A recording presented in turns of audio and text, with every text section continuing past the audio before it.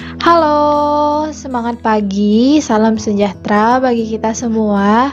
Hari ini saya akan melakukan pemaparan hasil tugas analisis isu instansi. Sebelumnya, izinkan saya memperkenalkan diri. Nama saya Bestika Lestari Sinaga. Saya merupakan peserta Latsar CPNS golongan 2 tahun 2021, angkatan ke-7 kelompok 1. Dengan pengampu materi, Bapak Dr. Hieronymus Godang, SPD MSI, dan Lembaga Pelaksana Latihan Dasar yaitu LPP Agro Nusantara bekerjasama dengan BPSDM Provinsi Sumatera Utara.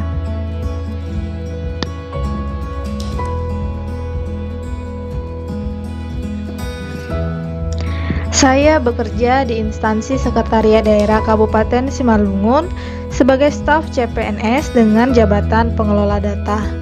Saya ditempatkan pada bagian umum Sekretariat Daerah Kabupaten Simalungun, tepatnya di subbagian tata usaha pimpinan, staf ahli, dan kepegawaian. Tupoksi pekerjaan saya adalah untuk menghimpun data, jadwal, perjalanan yang berkaitan dengan pimpinan, melakukan pengelolaan berkas kepegawaian, melaksanakan pengelolaan kearsipan, dan pengelolaan administrasi lainnya. Selama saya melaksanakan tugas di subbagian tata usaha pimpinan, staf ahli, dan kepegawaian Kabupaten Simalungun, saya melihat terdapat berbagai kendala dalam proses dan pengelolaan administrasi.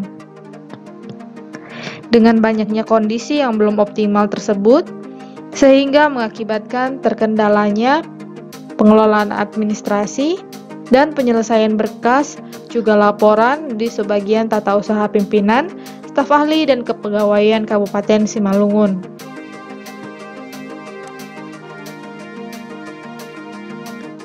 Berdasarkan penganalisaan terhadap permasalahan yang ada di instansi, saya berharap hasil pemaparan ini dapat membantu penyelesaian masalah dan dapat bermanfaat bagi instansi sekretariat daerah, khususnya pada subbagian tata usaha pimpinan, staf ahli, dan kepegawaian Kabupaten Simalungun. Analisis permasalahan isu pertama, yaitu rendahnya kesadaran PNS untuk hadir bekerja di masa pandemi mengakibatkan terhambatnya pelaksanaan penyelesaian berkas ke bagian terkait. Berikut saya lampirkan tabel absensi kehadiran pegawai instansi sekretariat daerah pada bulan Agustus. Data saya ambil dari rekapitulasi absensi TUPIM tahun 2021. Sebagai informasi, bulan Agustus terdiri dari 5 minggu dengan 1 hari libur, yaitu tanggal 17 Agustus 2021. Dengan total jumlah pegawai yaitu sebanyak 93 orang pegawai.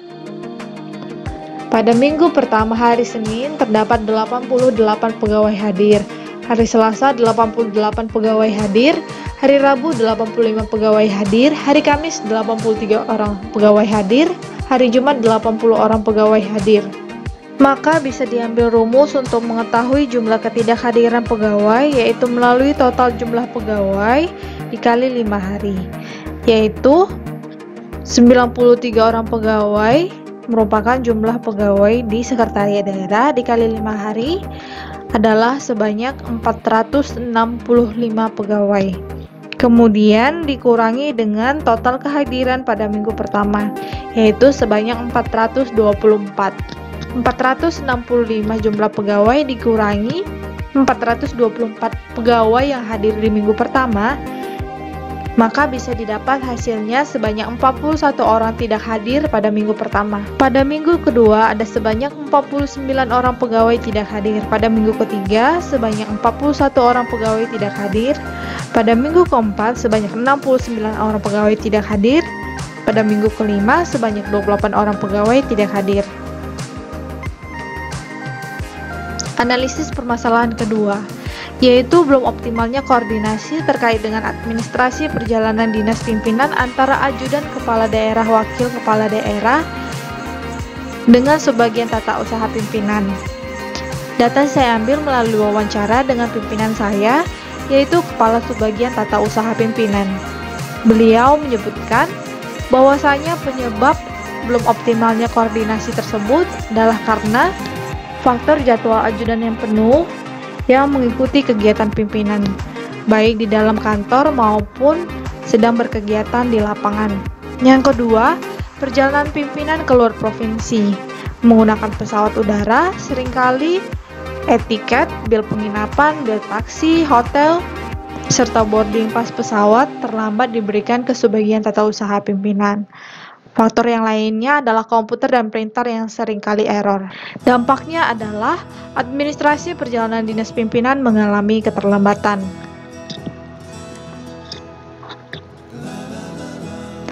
Analisis permasalahan ketiga, yaitu kurang tertatanya rekapitulasi berkas arsip perjalanan dinas pimpinan pada sebagian tata usaha pimpinan, staf ahli, dan kepegawaian instansi sekretariat daerah Kabupaten Simalungun.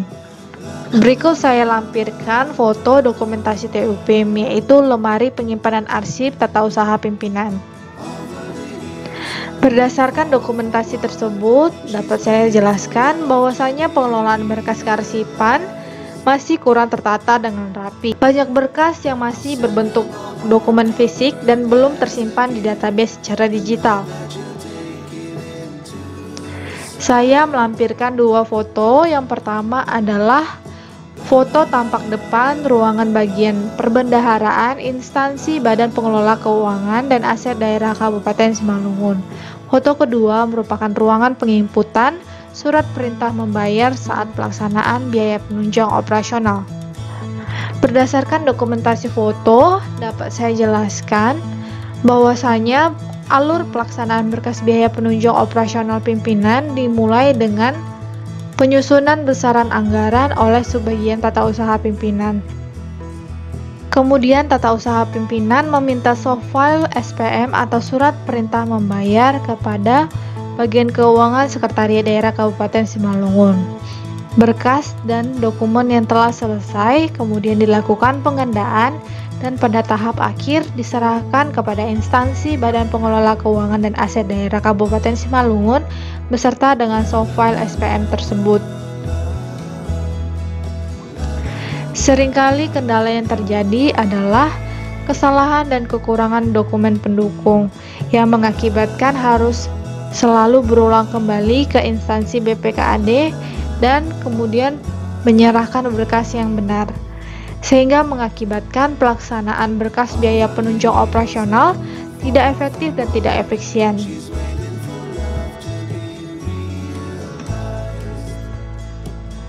Analisis permasalahan kelima, yaitu belum optimalnya penyimpanan arsip berkas SKPNS dan CPNS pada subbagian tata usaha pimpinan. Berikut saya lampirkan lemari penyimpanan SK CPNS dan PNS pada sebagian tata usaha pimpinan. Menurut saya banyak sekali kekurangan dalam penyimpanan berkas secara tradisional.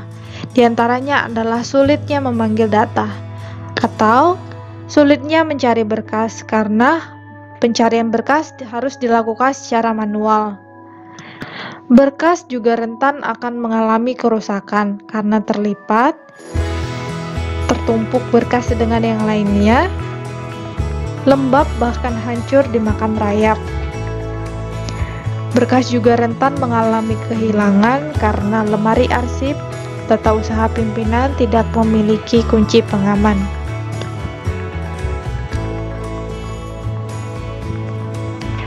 Sebelum saya memaparkan kegiatan kreatif yang akan saya lakukan di instansi Sekretariat Daerah Kabupaten Simalungun, untuk melakukan penetapan isu, saya menggunakan dua metode. Yang pertama adalah metode APKL dan metode USG. Metode APKL yaitu aktual, problematik, kehalayakan, dan kelayakan. Merupakan salah satu metode yang digunakan untuk menguji kelayakan suatu isu untuk dicarikan solusi dalam kegiatan aktualisasi. Dari 5 isu atau permasalahan yang telah saya identifikasi, ada 2 isu yang tidak memenuhi metode APKL. Isu yang pertama adalah rendahnya kesadaran PNS untuk hadir bekerja di masa pandemi. Unsur tersebut tidak memenuhi unsur kelayakan. Hal ini dikarenakan rendahnya kesadaran dapat ditingkatkan oleh masing-masing pegawai, dan juga ini bukan termasuk ke dalam tugas dan tanggung jawab saya di Subbagian Tata Usaha Pimpinan secara khusus. Unsur yang tidak memenuhi metode APKL yang kedua adalah belum optimalnya koordinasi terkait dengan administrasi perjalanan dinas pimpinan. Isu tersebut tidak memenuhi unsur kehalayakan. Hal ini dikarenakan penyelesaian masalah ini dapat dilakukan secara internal, baik melalui ajudan kantor, ajudan lapangan, dan subbagian tata usaha pimpinan.